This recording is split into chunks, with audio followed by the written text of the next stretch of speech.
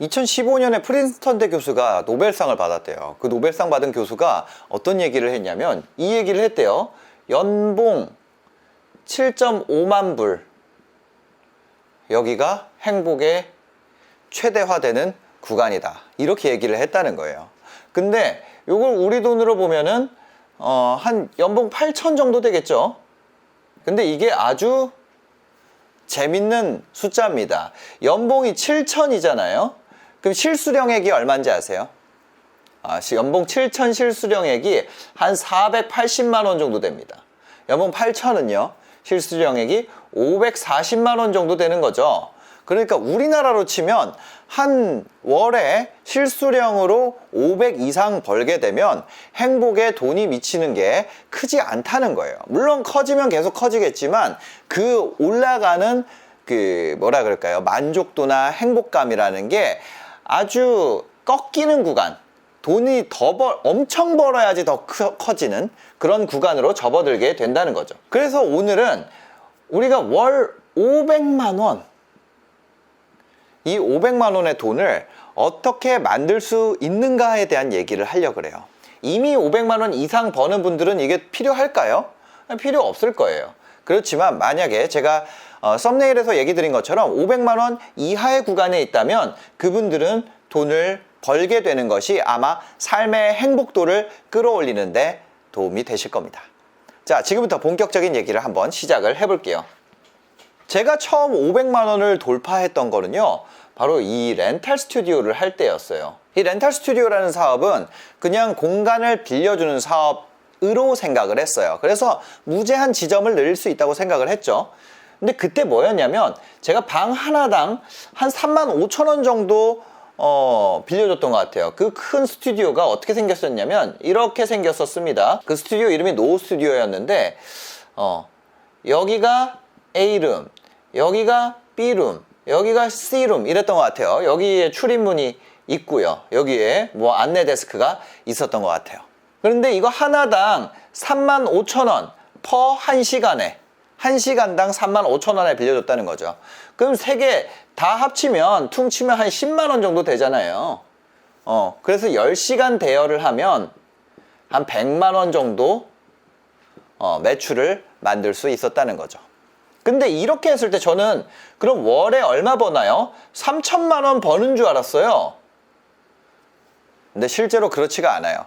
여기서 제가 2호점을 늘리는 선택을 했거든요.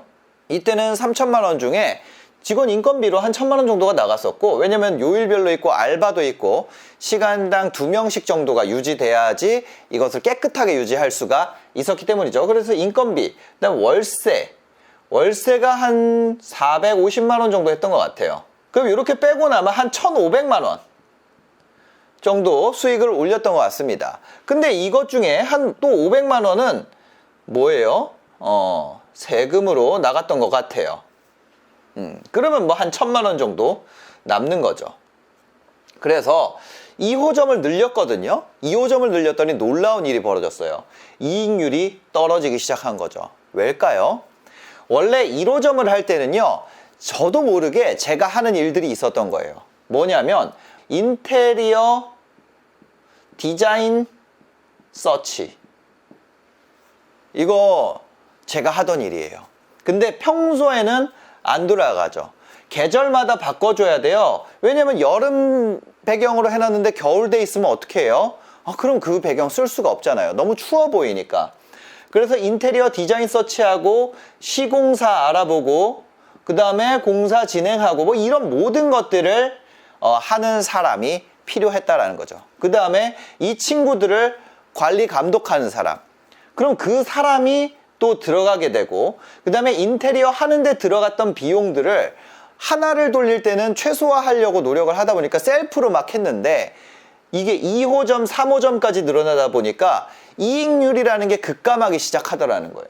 그래서 처음에는 제가 이렇게 생각해서 이 세금 내기 전이 1,500만 원이 남잖아요. 그래서 이익률이, 제조업 이익률이 뭐 15%, 10% 이렇게 간다는 것이 저는 무슨 소린가 했어요. 왜? 내가 천재 사업가인가 보다.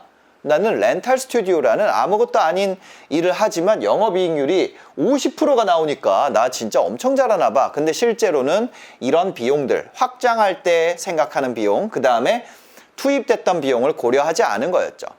그래서 내 인건비를 갈아 넣는다 하더라도 이익률을 한 20% 정도로 생각하는 것이 사실은 맞는 것 같다라는 생각을 하게 됐어요.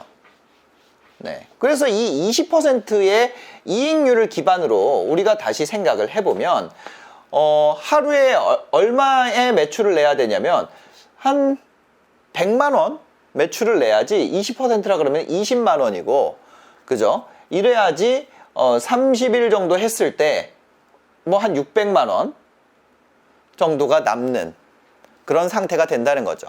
그럼 우리의 목표라는 거는 어떻게 돼요? 바로 이걸로 정해지게 되는 겁니다. 행복을 극대화하는 구간을 가기 위한 숫자는 바로 하루 매출 얼마다? 100만 원이다. 이렇게 볼 수가 있는 거죠.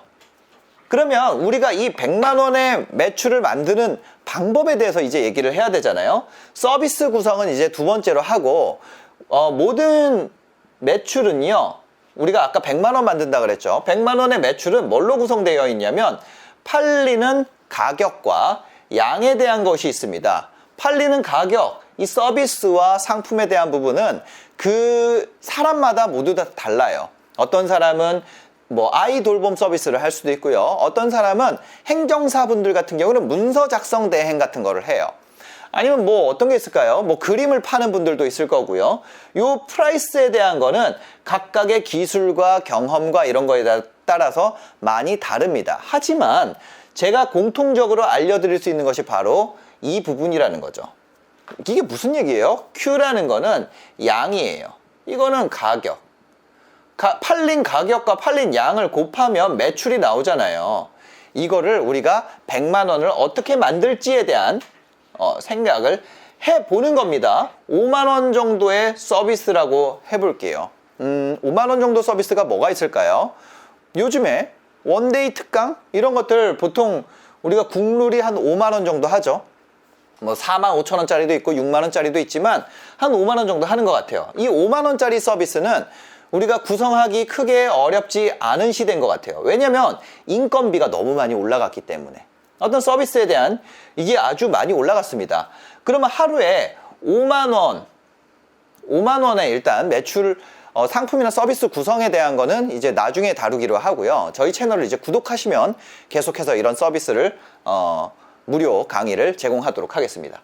그 5만 원이라고 했을 때 이 5만 원을 어떻게 하면은 우리가 100만 원으로 만들 수 있을까? 요거를 생각을 해보는 거예요. 5만 원을 하기 위해서 필요한 거는 20개죠. 5만 원짜리가 20개 팔리면 어떻게 돼요? 맞아요. 그러면 20개가 팔리기 위해서 과연 몇 명의 손님이 와야 하나라는 거죠. 그것을 우리가 그냥 한 2%라 그러면 몇 명이 와야 되죠? 1000명이 와야 돼요. 1000명. 맞나요? 그럼 1000명이 오게 만드는 방법.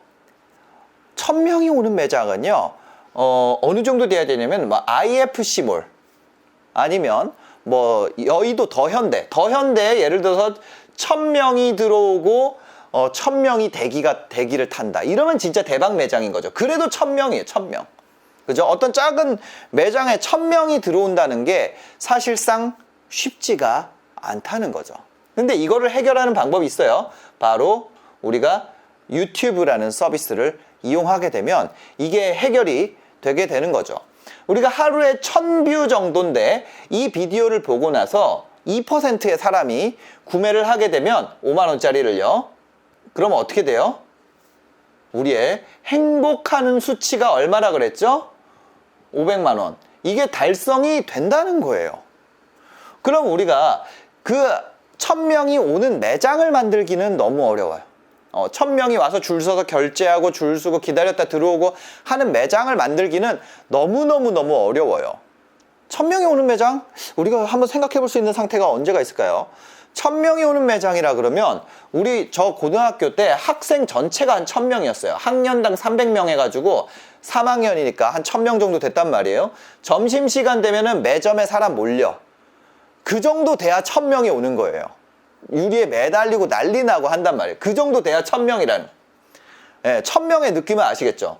그런데 유튜브에서 우리가 1000뷰가 나오면은 뭐라 그래요? 채널 망했다 그래요. 하루에 1000뷰만 뽑으면 됩니다. 하루에 1000뷰. 근데 재밌는 거는 이 유튜브에 나오는 비디오에는 여러 가지 유입 방식이 있어요. 어떤 게 있나요? 여러분들이 유튜브의 홈화면에 유튜브 들어갔을 때 뜨는 뭐 추천이나 홈에 뜨는 것들, 그런 것들이 한 가지 타입이 있고, 또 하나는 뭐가 있냐면 일부러 그 채널을 구독하고 알림을 설정한 사람들, 또는 그 채널의 페이지, 채널 페이지에 직접 들어온 사람. 예, 예를 들면은 주원규 채널에 들어와 가지고 보라색 영상만 내가 골라서 봐. 이런 사람이라든지, 그 다음에 어떤 사람이 있냐면 검색이라는 사람이 있습니다. 근데 판매를 하기 위해서는 두 가지 요소가 충족이 돼야 돼요. 한 가지는 로열티예요. 한 가지는 구매 의도입니다. 구매 의도. 이 로열티가 높거나 아니면은 이 펄차이징, 구매를 한다는 거예요. 이가 구매 의도가 예를 들어 10점이거나 로열티가 10점이면은 이 서비스를 구매를 합니다. 근데 들어오는 방식이, 이 사람은 로열티가 없어도 구매를 해요. 검색으로 들어오는 사람은 구매 의도가 한 8점, 7점은 돼요. 이렇게 들어오는 분들은 로열티가 한 7점, 8점은 돼요. 그렇게 해서 어떤 컨텐츠로 유입을 하는 거예요. 컨텐츠로 결국에 어떤 비디오를 보고 들어오거나 검색을 통해서 들어오거나 추천을 통해서 들어오는데, 이 추천을 통해서 들어오는 사람은 어때요? 별로 높지가 않아요. 뭐 로열티는 빵이고 구매 의도도 뭐 한 2, 3점이야. 우리가 만약에 어떤 운동에 대한 거를 본다면 이 사람은 그냥 근육을 만들고 싶다 정도인 거고, 운동 한번 해볼까 정도인 거고, 검색을 예를 들어서 어떤 뭐 튜빙 밴드라고 하면은 그 밴드에 대해서 검색한 사람은 구매 의도가 이미 7, 8점이라는 거예요. 근데 어떤 채널에 이거를 통해서 교육이 이미 된 사람, 그래서 그 교육된 정보를 찾기 위해서 정기적으로 찾아오는 사람은 이 구매 의도 쪽 측면뿐만 아니라 이 정보에 대한 로열티가 아주 올라가 있다는 거죠. 이걸 만들어서 우리가 하루에 1000뷰를 만들 수가 있다면 우리가 월에 500만 원, 5, 600만 원이라는 순이익을 달성할 수 있다는 거예요. 왜? 우리가 어떻게 한 거예요? 이거를 역산을 해온 거잖아요. 20만 원의 이익을 남기기 위해서 이익률 20%를 가정하고 100만 원이라고 했을 때, 매출 100만 원이라고 했을 때 우리가 역산했을 때 이런 결과가 나온다는 거죠. 그러면 우리가 하루에 1000뷰 나오면은 이 정도 벌잖아요. 그 우리가 하루에 1억, 2억도 벌 수 있을까요? 제가 옛날에 했던 렌탈 스튜디오 같은 경우는 그게 안 돼요. 왜냐면 제가 아무리 줄여도 하루에 4시간은 일을 해야 되니까. 오프라인 매장에 가서 검사도 해야 되고 정산도 맞춰봐야 되고, 그 사람들을 만약에 검사하고 정산 맞춰보는 사람들을 또 쓴다면 그럼 이익률 더 내려갈 거예요. 그죠? 그러면 나는 하루에 이익률을 유지하기 위해서 4시간을 해야 돼요. 그럼 매장 3개 하면 몇 시간이에요? 12시간 쓰는 거예요. 3호점에서 그래서 포기한 거예요. 더 안 늘리고. 오토로 돌리려고 노력해봤죠. 근데 그게 안 맞아. 퀄리티가 점점 낮아지고 경쟁이 뒤처져. 근데 유튜브 어때요? 유튜브는 이 큐에 대한 것이 무제한으로 뚫려 있어요. 무제한으로 뚫려 있습니다. 고정비의 증가가 수반되지가 않아요. 고정비가 잘 안 올라가. 쇼핑몰도 상품이 늘어나면은 고정비가 올라가요. 택배나 CS량이 계속 증가하기 때문에. 근데 유튜브는 어때요? 구독자가 120만이 될 때까지 어떻게 했어요? 저 혼자 했어요. 이게 가능한 거는 유튜브라는 아주 독특한 구조이기 때문이에요. 우리가 원래 영상을 송출하거나 이런 큐에 닿기 위해서, 수많은 사람에게 닿기 위해서는 우리한테 엄청난 자본이 필요해요. 방송을 송출하기 위해서. 지금 여러분들 보는 이 비디오는 핸드폰으로 찍고 있거든요. 뉴진스 ETA도 핸드폰으로 찍었잖아요. 이 핸드폰으로 찍은 영상을 만약에 과거 방식으로 송출한다면 중계소도 있어야 되고 어떤 케이블도 있어야 되고 그걸 송신하는 SO라고 하는 사람이 있어요. SO, 지역 케이블 사업자와 같이 채널을 뚫기 위해서 계속 협상도 해야 되고 그 돈 주고 사와야 돼요. 예, 그 고정비가 어마어마하게 높다는 거죠. 근데 지금은 어때요? 다 필요 없어진 거지. 그죠? 고정비가 빵원이에요. 여러분들 채널에 만약에 100만 명이 들어온다 그래서 여러분들이 어떤 망 이용료를 부담하나요? 부담하지 않는다는 거예요. 100만 명이 온다 그래서 내가 돈을 내는 게 아니라 오히려 돈을 받아. 원래 과거에는 100만 명에게 도달하는 라디오 송신소를 만든다면 그것이 엄청난 비용이었다는 거죠. 예. 그래서 그렇게 되지 않은 시대가 된 지 얼마 안 됐어요. 우리 2018년만 해도 5년 전이죠. 2018년에 유튜브 하는 사람 많았나요? 없어요.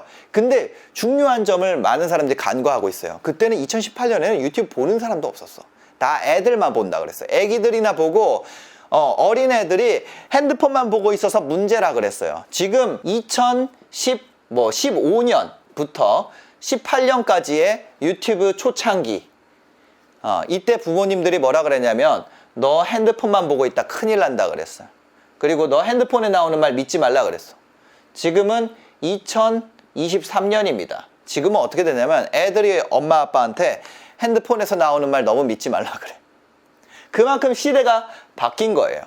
여러분들이 500만 원을 도달할 때 이 아이디어의 방향으로 생각하지 않으면 결국에는 내가 근무 시간, 시급을 끌어올리고 근무 시간을 늘리다가 건강을 해치는 그 선택을 하게 됩니다.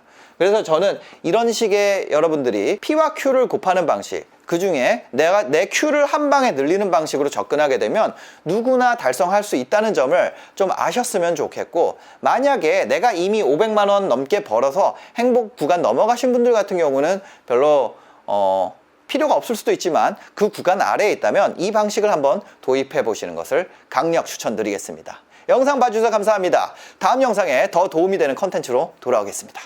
하루 매출 100만 원을 올리는 Q를 키우는 방법, 더 자세한 방법이 궁금하시다면요, 아래 링크를 확인하시기 바랍니다. 고정 댓글에 가시면 무료 강의를 계속해서 이어 들으실 수 있습니다.